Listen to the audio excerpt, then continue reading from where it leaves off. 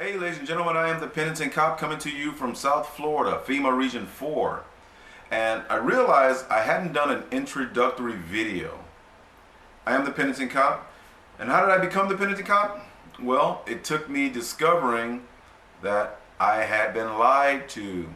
14 of my 18 years, I hadn't been told about the Constitution. I hadn't been taught about the Constitution. I am a product of public schooling here, so Constitution wasn't something taught in high school when that I can recall, and if it was a fraction of a topic. I'm a product of public schooling, meaning I'm part of the dumbed down society, but I've been able to enlighten myself. And so here I am introducing myself. And how did I become the Penitent Cop? Me discovering, I think I started researching 9/11 and realized that was a big fraud. 19 terrorists attacked us and not a single guard dog, NSA, FBI, local cop, NORAD, not a single guard dog barked.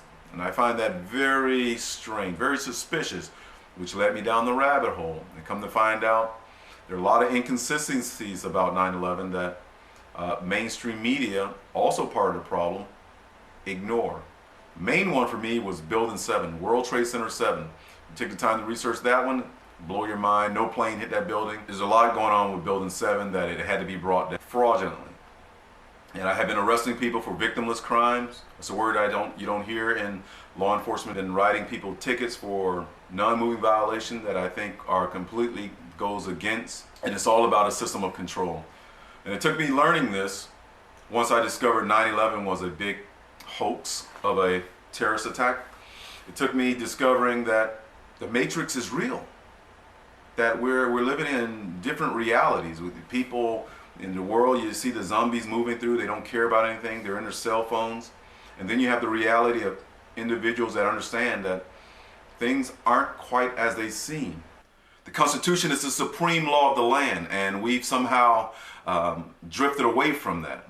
The courts and the media, they try to distract away from that true foundation of the Constitution.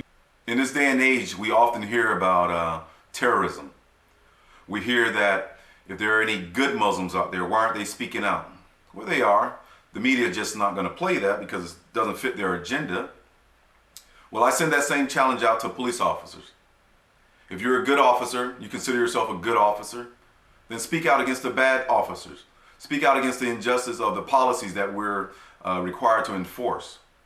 Nobody cares about how many tickets you wrote. Nobody cares about how many arrests you made, especially when the arrests are clearly primarily petty crimes. People want to know that you have true integrity. So if you feel like you're a good cop, you feel like you want to be a hero, then stand up and do and say the right things, not just trying to protect your paycheck and pension.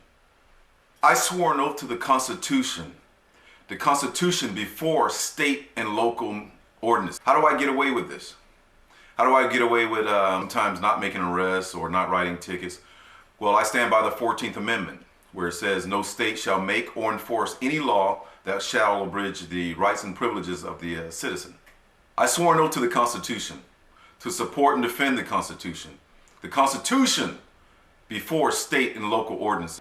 Those agencies, those police officers that believe they're gods could easily be removed from the street.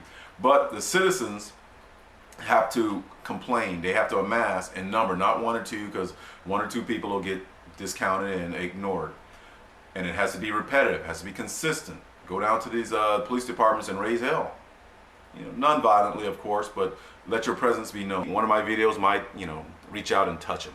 So again, I'm coming to you from South Florida. I am the Penitent Cop, and stay tuned.